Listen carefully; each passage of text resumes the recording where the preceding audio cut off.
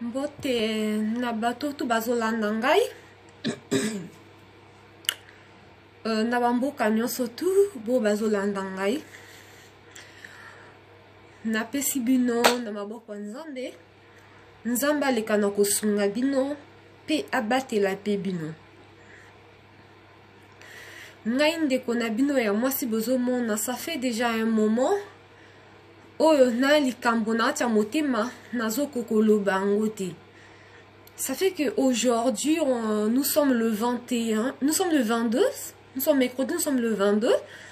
Mutu esalingai ezosalanga pasi makasi. Mutu ezosalanga très vrai pasi makasi. Makasi penza. Nali congolaise. Ndenge babaka chaque moto abota marana oye don. Ngai don ngai parfois bateau bakufa bako bimela kanga. Parfois bateau bakufa bako pesa nga ba message parce que déjà nasambela kebele je suis croyante pratiquante nasambela vraiment ebele na pratiquer que makambo ya Nzambe ebele. Ça fait quelques jours, c'était un jour nanko sambela dès que après j'étais allongée dans mon lit. Noki moi si moko azoloba nangai likambo nazoba no bandeko nangai nazo kosate. Si j'arrive même à parler de ça parce que je me sens pas bien, mutu ezo salanga vrai pas séquence bazo bamange loko na mutu parce que c'est quoi le problème na se rendre compte que na likambo moko nazo koko bimisa yango te. Donc c'est quoi le problème en fait? Il y a quelques jours nanko sambela dès que nasiso sambela on a s'allongé du kolam mbeto mbamo nomoka voya moi si moko bwakumo lobanangai moi sanga nanga nana nouvelle moko il faut yokonisa ngai nouvelle wana mais quand c'est comme ça ngapna lobara pe na ba voix wana.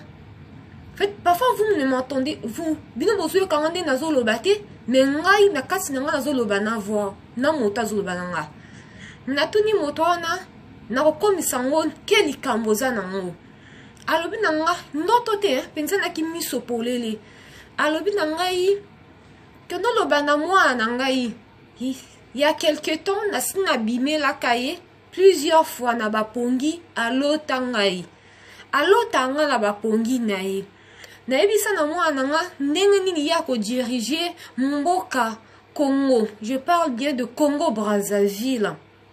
Mboka na biso Congo Brazzaville. Na loba na moi nanga na benda moi na matona na moi nanga diriger mboka Congo Brazzaville boye ndenge na lobi na yo.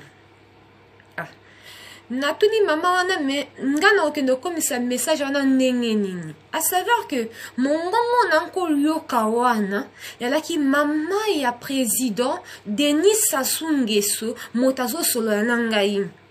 Abi moi nangai Denis ngai mama na ye. Loba na ye na bimela kae déjà.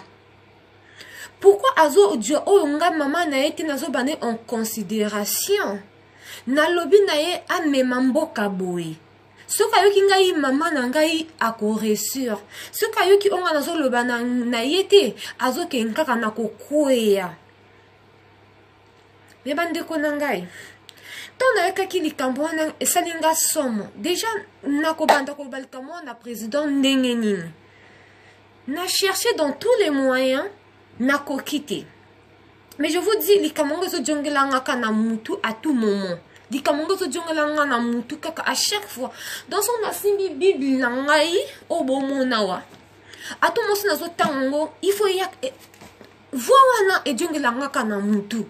Voana e jongelanga kana mutu. Mais na kokolo ba likambo o eza lokuta te.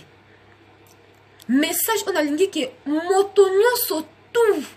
Oya koyoka message oyo bo panzango bo partager ngo jusqu'à ce que comme la na matoi ya Denis Sassou Nguesso ayeba ke oyo mama na ye azo bimelaka ye na butu yali nde bongo ya pe kaka ye moko Denis Sassou Nguesso akoyeba likambo nini mama na ye alobaki na ye azo lobelaka ye na kati ya ba songe na kati ya na sapongi na bandoto na ye. Vraiment pardon bosunganga. Moi je sais que ton abimisi message oyo nakolala na kimia nalala vraiment na kimia parce que na lobby parce que nazali bien te mutu zo sanga pasi makasi yali mbali boso te na joba nouvelle aboye yamba liboso te ton na joba nouvelle aboye ton na lobaka ngona mikoro nango quel que soit ta autorité ton lobaka ngo après moi na koma na kimia. Parfois, il y a des gens qui ont butu na yebi yete ata famille na te parfois ko bimelanga pesi nga message ke lo bala moto o nga soki na telle position soki nazali boya pona ye lo bana ye asala bo pona na ke na kimi asenga bolimbisi parfois lo bala moto pe moto reconnaître que zali bongo moto na bimelanga souci vraiment bo partager yango yali bolamu pona ngai na ya pe bolamu pona mboka na biso Congo bolamu pe pona Denis Sassou Nguesso ayoka oyo mama na ye azoya ko lobela kaye na kati ya basonge oyo mama na ye omoboti ye azoya ko lobela kaye vraiment ayoka e mama nga lobi na ye pourquoi kaka tanga na lobaka na bandoto azokokosala onga nazobate mais soki makambo kome kwele na mutu akomokanisa na oyo nga nazoloba ni mazosala ngo te pona nini. Vraiment s'il vous plaît na osenga no bo partager yango na senga bandeko misusu bakomona na Facebook elongi na ngai misu bako reconnaître yango na bo juger que bat na ba image te. Oh, toi, en as besoin de sungi à prière. Oh, tu en as besoin que tu solo la nganaye. À koko komanga en privé. Ce qui à koko banga li kamone. À koko komanga na privé. Na koki pe ko bengaye. Na koye baso li kamone na koko bengaye. Et na ko sunga kepe na mabondeli. Vraiment, s'il vous plaît, partagez. Potengan de konami kote naza. Ah, je ne suis pas bien. Moutou sanga pas séquence ba bambazo bamanga bloko na ba moutou. Parce qu'il y a un message en nazu na meni yango na kanyo na nzoto nanga du coup je ne suis pas bien. S'il vous plaît, vous partagez un message oyo. Et comme na président Denis Sassou Nguesso, ayebake maman n'étant ça ko pesa ke ba songe. Ya ba songe à l'okutete. A mon angote ke yali peut-être que yem tata ba aria penser na mutuna ye. Ya ba aria penser te yali ya solo maman ni mtazo bimela kaye et à tout ça oh maman nazo lo bane na taba na pongi. Vraiment partager. Que Dieu vous bénisse.